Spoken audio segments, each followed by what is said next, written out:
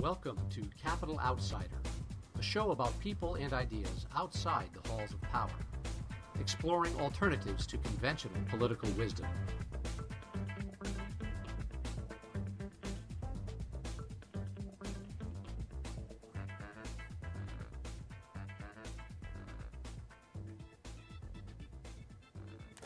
Hello, welcome to Capital Outsider. I'm Bill McMillen, your host, and our guest tonight is George Phillies, who's running for President of the United States as a Libertarian. He's a longtime Libertarian activist. In 1998, he was a congressional candidate whose debate was broadcast nationwide on C-SPAN. He is a college professor, scientist, and investor. He hails from Worcester, Mass. He's also an author of libertarian papers, short stories, and textbooks. And he's a game collector. George, welcome. It's great to be here, Bill. So you're running for president. Why are you running for president, and why as a libertarian? Why as a libertarian? We're the one party that can bring peace, prosperity, and liberty to the American people. We're the one party that has legitimate answers as opposed to selling things to whoever pays us the most money. And why me? In 2004, I was the National Volunteer Coordinator for the Badnera campaign. I got to see all of our presidential candidates up close. I saw what they were like, and I realized I can do a better job of being a libertarian presidential candidate. I'm not promising I'm going to win, but I can promise I will bring our message to the American people, and I am going to give us a party that's stronger in 2009 than it was in 2007. I visited the national website and saw, I think, more than a dozen different people that are running for president and are looking for the nomination of the Libertarian Party. Why you, and what do you need to do in order to secure that nomination? To secure the nomination, we have our convention on Memorial Day. It's an old-fashioned convention. You have to go from state to state, shake hands, and collect delegates, because all of the delegates are free to vote. We don't have any binding primaries. So you have to do publicity, and you have to convince people you'll give them a decent political campaign. How do you give them a decent campaign? Organization, publicity, direct mail, all the things that are done by winning campaigns. And that's what I'm delivering, and that's what I hope my delegates, fellow delegates, will see, and they'll see I can give us the best campaign. How many states have you visited thus far? I'm closing in on 24. Okay, that's very good. Briefly, what are the most important issues in this 2008 campaign for president? The war on Iraq and American military bases around the world, restoring civil liberties, and dealing with the federal budget deficit and federal finances, which are in a complete mess. Okay, those are the three areas that I think that I wanted to cover too, and I was hoping that you'd mention those three. A recent article by Noah Feldman of Harvard University laments the disappearance of Iraq as an issue in the debates for president. Republicans are insisting that we stay as long as we must, while Democrats are saying we will leave as soon as we are able, which is sort of a consensus between the two. And he has called this a war policy born on neglect. Will you be offering a definitive statement about Iraq? My position on Iraq. The war on Iraq was based on a pillar of lies from stem to stern. All of the Bush administration claims about Iraq were false. And I will have a committee of inquiry afterwards to determine who knew what was untrue. My plan. We'll move our supplies and bases out of Iraq. We'll move the troops out of Iraq. We'll load everything onto ships in Kuwait port. That's the slow part. And we'll bring everyone home. Furthermore, World War II is over. Cold War is over. We don't need American military garrisons all around the world. I'm going to bring all the troops home to defend America, where they belong. Since 9/11, there's been a number of measures taken in the name of promoting security, the Patriot Act being one of them, and it's raised the ire of a number of organizations and individuals. We've sort of gone to introducing security measures that are said to be threatening our civil liberties. What is the proper balance between security and liberty? We're a free country. If you destroy our freedom, we've already lost the war. It doesn't matter what our troops do in the field. What are my promises? I will repeal the Patriot Act. There are all these warrantless wiretaps, probably including your phone and mine and everyone who's listening to this show. Warrantless wiretaps are felonies. I'll see that they're all prosecuted. Thanks to the war on drugs, we have a huge prison system, so we can throw in jail all of the federal civil servants and their private employer friends who committed these crimes. That's going to be an awful lot of trials. I'll appoint a corps of special prosecutors to see that the laws of this country, which were being broken, are enforced. Is that practical? Frequently when we see that the laws are broken by high executive positions, whether in government or in industry, that instead of actually proceeding with enforcing the laws that already exist, we end up passing more laws that further complicate the legal framework. If you can't enforce the law, passing more doesn't do you any good, now does it? Yes, America can enforce laws against vast number of people if it wants to. Look at the pointless war on drugs. We've thrown millions of Americans into prison, incidentally not successfully. I'm only talking about thousands or maybe tens of thousands of people who've committed crimes. Hopefully bunches of them will plead guilty and ask for mercy.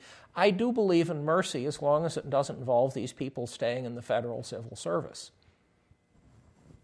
If you don't want to kick them upstairs, in other words. No, we're not going to kick people upstairs. I'm going to kick people out and appoint as civil servants patriotic Americans who love their country and will defend their Constitution. We've sort of grown up with the mantra, I think, that it's been suggested from time to time, and I think it goes back before the existence of America, that rulers sometimes declare wars in order to take the attention of the populace away from difficulties at home. It seems like we're putting the war into the background now because we've got an economic crisis on our hands. How would you address our current economic crisis, and would you emphasize short-term solutions, or are there some long-term goals that need to be accomplished?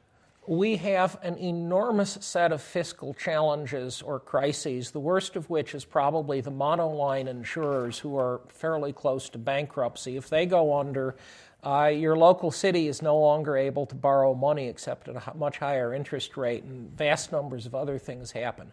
Core issue, federal budget deficit, on-budget deficit, $500 billion a year, federal debt, $9 trillion a year, mostly from Bush. Unfunded liabilities, this is the GAO report, $39 or $40 trillion. That's unaffordable. We've sold our children and grandchildren into debt slavery, and we should buy them out. It's a long-term problem. It's exactly like paying off the mortgage on your house. You keep paying money, and as long as you keep chipping down the principal, eventually you pay it off. We've got to do that, or America is going to end up as a third-rate banana republic. And that may happen within our lifetimes. These changes happen very fast. We've got to turn the budget around. And to do that, I'm going to be the first president to have a computer in the Oval Office because I need the computer to run the presidential high-speed laser veto printer. No pen, veto printer. We're going to be a little more efficient. What about entitlements? Or I don't mean the entitlements. I mean the pork barrel, the member items. We can talk about member items, but that's a few pennies on the floor. We have to make really major changes, and the solution is the same as the solution that got our grandparents through the Great Depression. I'm the president, I go around. We can't afford that. We can't afford that either. And we're going to get rid of item after item, just as our grandparents had to hold back on household spending, just as millions of Americans have to learn to live within their means rather than ramping up credit card debt. That is the only solution. Now, someone's going to tell you, you could eliminate all discretionary non-defense spending and you'd still be out of balance. And my answer is, well, there's a key word in there, non-defense. The Cold War is over. We don't face serious military challenges from people with aircraft carriers or atomic bombs. We can make enormous cutbacks, perhaps by 3/4, in our defense budget. And I will do that. And we will reduce the military to something that will defend America. You know, with nuclear weapons, that's not very hard to do. And that will not threaten to bankrupt our future. And this also goes for those entitlement programs. We're going to have to get rid of some of the entitlement programs. Yes, it would be lovely to help people. We don't have the money. Basically, you're talking about government making some hard choices. And I would think that in order to accomplish that, citizens have to make some hard choices and stop asking for government programs to bail them out for the hard choices they have failed to make. What about health care? What needs to be done with regard to health care? It's a hard choice for every individual. Health care is a hard choice. I have some changes that will push us long-term the right way. Number one, your medical expenses get taxed the same way no matter whether your employer paid for your insurance, you pay for your insurance, or you pay for it out of pocket. Number two, eliminate cost transfers. Now, this is a weird issue, basic issue. You don't have health insurance, you walk into a hospital, you demand treatment, you're legally entitled to get it. Congress passed that law, but they failed to pay for it. Instead, they said everyone with health insurance will pay this hidden tax on their health insurance. Get rid of cost transfers, and we drop the cost of health insurance by a third to half, depending on where you live. Yes, Congress may say, we're America, we're going to give people at least minimal clinic care. That's fine. Put it on budget so you can see it, and put it on budget so people watch how it's being spent. I'm willing to live with, I know a lot of libertarians hate the word compromise. I am willing to live with things that move us in the right direction, even if they aren't perfect, because we can't afford things like that. Oh, last change, allow interstate competition in supplying health insurance. If you live in Jersey and could go across the border to Pennsylvania, if you're a young man, your health insurance cost drops by 2/3. That's not right. That's not reasonable. We should allow interstate competition. Looking at your website, that number of issues that were on there, I noticed some comments that you made or appeared on your website with regard to immigration. There's hundreds of thousands of hardworking, decent people who are in this country illegally. They're the very type of people that have made this nation great. And your website says that we cannot have open borders and a large-scale welfare system at the same time. I may disagree with you on this. I'm surprised that I saw it, but I think that the focus of our direction should be on the national attitude that has created and continues to think of welfare as some sort of an entitlement, and that we really should address this first because it's a problem that transcends the immigration problem. I agree that once you deal with welfare, open borders, that's not what we have now. True open borders would be much less of an issue if we didn't have a vast set of entitlements. Schools, free schools for kids who just walk across, you can go down the whole list of entitlements. However, my position is if you just said, we'll have no border security, anyone who wants to come to America can do it, well, the late Chow En-lai had an answer to that. Senator Jackson, the two of them were speaking. We see that we've both agreed on open borders. The first 100 million Chinese will be arriving next week, and we hope to get everyone over here within the year.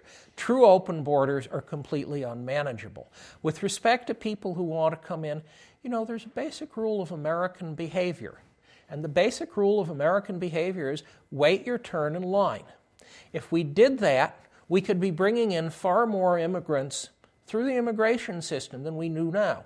And certainly, as part of that, we ought to get rid of all of the racist quotas we now have that say one rule for people from one place, one rule for people for another. I would in particular eliminate the restriction on H-1B visas. These aren't citizens. These are people who are coming here to work. We're desperately short of certain types of skilled labor, and we don't let the people in to do the jobs because there's a quota system. Finally, I'd like a reform on immigration. Telling people, you're a new immigrant. First thing you're going to do is learn how to lawyer up because you have to lawyer up and spend 5 or 10 G's to become a citizen. We shouldn't need to do that. We certainly didn't when my grandparents come here. What about the people that are already here and have been here for, say, 10 years and have worked and have a family here and basically a lot of strong ties to the community? I would be perfectly happy to put people into line, one line, to become citizens. But this is America. Butting to the front of a line isn't the way Americans behave, and people should understand that. And there are lots of people who have been in line and they've waited patiently in their own countries because they're decent people and they understand that much of America. And I would say those people ought to be entitled to stay in the front of line. Okay, moving on. I know one of the subjects that you're very keen on and would like to talk about is education. Okay, number one. We should repeal No Child Left Behind. Why is that? Congress has a school district they're responsible for, District of Columbia. It's number one in how expensive it is. Treating as a state, it's number one in how terrible it is. Congress can't run school districts, their own school district. They shouldn't run ours either. And will ask No Child Left Behind go. Number two, we should get rid of the Department of Education, or at least 95% of it. Heaven knows what's hidden in there someplace. And number three, every child in the country should be given a $5,000 tax credit. We'll need a decade to phase that in. That's a very expensive program for educational expenses. We put the tax credit on the child. That means that someone like me, I'm a bachelor, but I'm wealthy, I can go down to Worcester, South Maine and find parents and give them money to support education of their children. We do tax credits all the time. Doesn't matter whether the kids are in private school or homeschool or public school, we give them the same tax credit. This, by the way, is the opposite of the Ron Paul $5,000 tax credit, which goes to the parents, which means it's only any good if you're rich. If you're poor, hey, it's a Republican plan. You don't expect Republicans to help poor people, do you?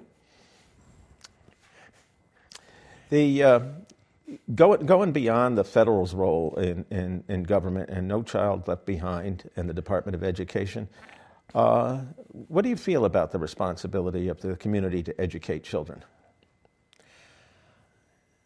We have a system that is a public system, private system mixed. I've done polling, legitimate scientific polls based on the plan I just described. And if we did it, half of American parents would have their kids in private schools or homeschooling. That's already a huge change. As far as I'm concerned, I've just gotten the feds out of the issue, and it's now up to states and communities to make their own decisions. But the changes I've described are already enormous, huge relative to General Motors or Microsoft, and that'll already take a decade to put into place. That's enough for one presidential administration. One of the things that you've suggested is the use of tax credits. And it's my impression that the Libertarian policy has generally been opposed to taxes per se, the federal income tax specifically. Does it make sense to use the tax structure to try to direct social spending and We aren't directing social spending. We're giving people an opportunity to back out of the tax system if they want to spend their money in a particular, very virtuous direction. We aren't making anyone do it. With respect to taxes, the worst tax we have is the grandchild tax. That's the $40 trillion of debt we are going to lay on our grandchildren, not to mention the $9 trillion on which they're going to be paying interest. And getting rid of the grandchild tax has to be our first priority. And that's about where we'll get to in one presidential administration. What about energy policy and the environment? I know that's another issue that you wanted to make some comments on. We have a stack of Republican and some Democratic presidential candidates, not the mainline Democrats so much, who claim global warming doesn't exist. Maybe they also claim the Earth is flat. After all, there are a stack of Republicans who don't believe in evolution. Maybe, all sorts of interesting ideas out there. There's no doubt there's global warming. In my opinion, there is little doubt that we will fail to do anything about it, and we are going to live with a warmer world, not that much warmer, and moderately higher sea levels. We can temper that by slowing down how fast we burn non-renewable resources, and my proposal is Uncle Sam should do what he does well, buy things. Specifically, he should say to private industry, we aren't going to do your research, we aren't going to give you loans, but we will offer fixed-price, long-term contracts for electricity from new renewable resources. And we'll do that up to all the energy that the government uses. Hey, we're libertarians. We'd like government to shrink, so maybe Uncle Sam won't need as many electrical contracts as we're talking about now. That's fine. But what we're going to say is we'll move that part of the economy over to renewable energy, and that's more than we could actually do in 2 presidential administrations, even if I'm reelected. Is the country ready for another George as president? As long as they remember George Washington. As far as George Bush is concerned, well, you know, the first father and son presidential team totally destroyed the Federalist Party. It looks as though the next father and son team is going to totally destroy the Republicans. Well, there's an easy solution. The Republicans need a new mascot, the woolly mammoth. Large, ugly, mean-tempered, extinct. And as for the Democrats, well, the way they've been answering the Republicans, they need a new mascot too. The doormat, because whenever George Bush demands something, they fall flat so he can step all over them. Only libertarians will say no. I didn't realize you were going to have a whole routine for that little bit of levity that I introduced there, but you've got your own comedy routine right there. I have comedy routines. I have speech routines. Sometimes you give a speech and something remarkable happens. I went out to Fresno. I gave a speech. And I said, I'm from Massachusetts, and unlike the other presidential candidate from Massachusetts, I'm proud to be there. And by the way, where the Revolutionary War started, and that's great. And then, 1780, we were the first state to abolish slavery. Huge audience applause, racially mixed audience. Oh yes, 1861, the slaveholders revolted, and thousands of Massachusetts men and more than a few women flocked to the colors to defend our country against the rebels, and incidentally to free the slaves. Even more applause. This is from the non-libertarian part of the audience, the people who were supporting other Democrats and Republicans. Great lines, and sometimes you're lucky and find them by accident. What about the issue of gay marriage? I'm from Massachusetts. We've solved the question. We have all sorts of religious faiths. I don't have to go further than down my street a distance. Some of them want to marry gays, some of them don't. Government should have no role in this matter. That's a religious issue. It's an issue for friendship. Government should just stay with the civil contract issue. That's true of the abortion issue, too. Government should have no role in the issue. Individual choice should rule. You made a brief reference to war on drugs. Can you elaborate that on a little bit? The war on drugs is a total failure. When I was a little boy, we'd see gangster movies on TV, and my parents would tell me 2 things. Number 1, prohibition was a failure. Number 2, no one will ever be stupid enough to do this again. Fortunately, they also told me, number 3, never underestimate the power of human stupidity. Hey, batting 2 out of 3 is pretty good, isn't it? Well, the short form message is war on drugs is a total failure. It costs us tens of billions a year. It puts 2 million Americans in prison and more millions without their civil rights. We can't afford, when we're so hugely in debt, to have a huge group of people who are just locked up at our expense. We can't afford that, and I will ask Congress to change. And if Congress is unwilling to change the racist war on drugs, I will be happy to go to appropriate church after appropriate church, mostly not white churches, and make a show of faith, or ask a show of faith, asking God to forgive us for having one set of rules for white people and another set of rules for people who are not white. That's a horrible and immoral thing we're doing.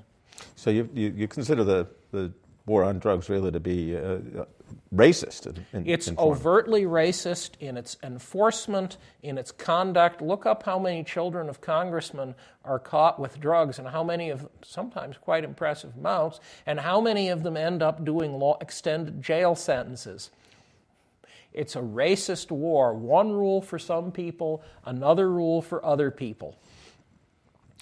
One of the most important tenets upon which our country really has built was the whole concept of not just life, liberty, but also a pursuit of happiness and the right to own property. What about eminent domain? That's an issue that is more of a state and local issue, but it also has federal implications. The Kello decision, the decision that I can take if I'm a developer, I can bribe your city council and take your property, which has been in your family for generations, and build something on it, which I think can give them more tax money, was an abomination.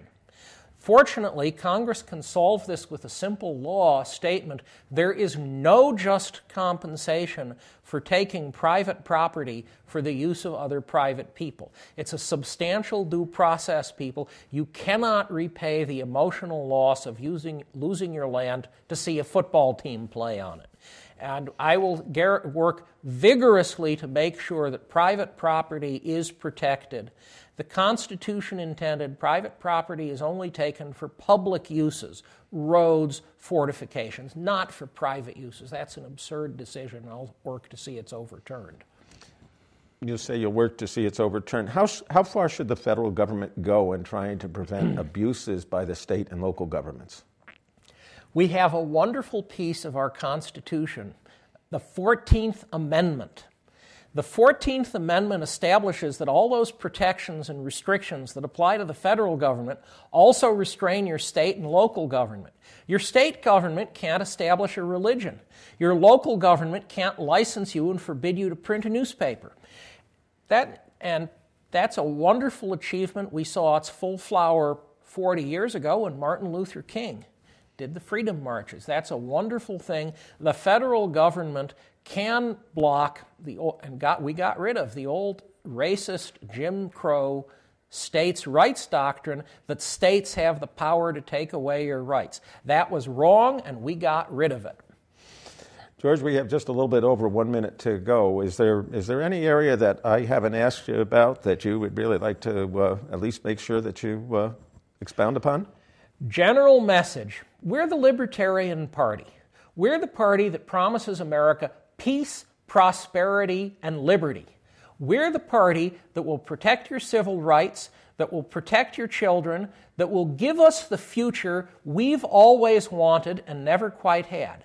And my message to Americans, and in particular to my fellow libertarians, if you want a good libertarian future, there's only one choice, the libertarian choice. Support your Libertarian Party, and please do support me as the next Libertarian presidential candidate. Make me your nominee, and I'll give you the presidential campaign you've always wanted and never quite had.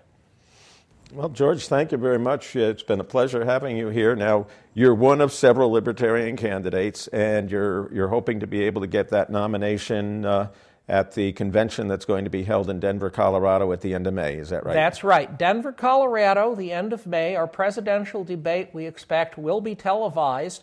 There are about 13 of us, but I have the best campaign, thanks to my wonderful volunteers, the best fundraising, and I will deliver. George, thank you very much.